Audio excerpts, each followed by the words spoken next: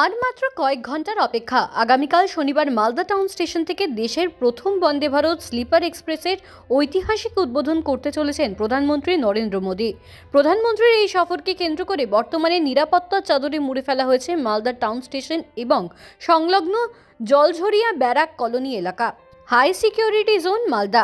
শুক্রবার সকাল থেকে স্পেশাল প্রোটেকশন গ্রুপ এবং একাধিক নিরাপত্তা সংস্থা পুরো এলাকা নিজেদের নিয়ন্ত্রণে নিয়েছে। নিরাপত্তার খুঁটিনাটি খতিয়ে দেখতে ব্যবহার করা হচ্ছে স্নিপার ডগ স্কোয়াড। স্টেশনের প্রতিটি কোণ তল্লাশি করা হচ্ছে।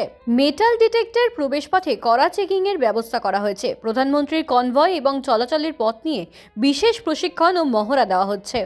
এই ট্রেন 180 কিলোমিটার গতি ও ঝুঁকিহীন সফর।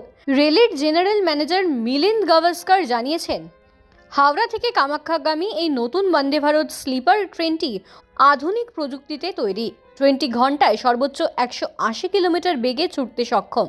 বিশেষ সাসপেনশন প্রযুক্তির কারণে যাত্রীরা একদমই ঝাঁকুনি অনুভব করবেন না। হাই কোয়ালিটির খাবার এবং বিশ্বমানের ইন্টেরিয়র থাকবে এই ট্রেনে।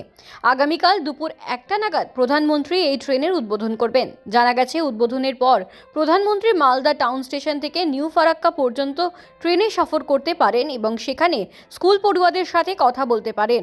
এছাড়াও মালদার শাহাপুর বাইপাস এলাকায় একটি জনসভায় ভাষণ দেওয়ার কথা রয়েছে তার।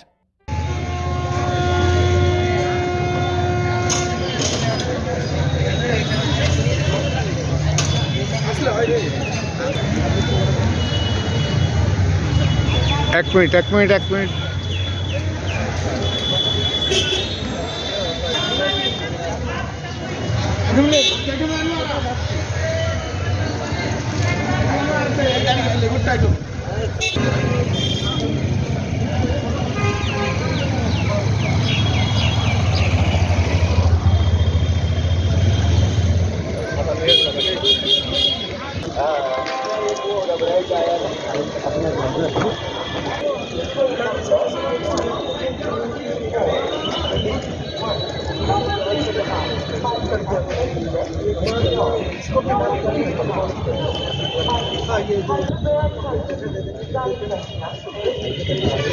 तो ये मेरा ये अभी हम लोग सिर्फ यहाँ पे चल पा रहे हैं, वहाँ पर भी एक रोड बना हुआ है, तो हम लोग ये प्लान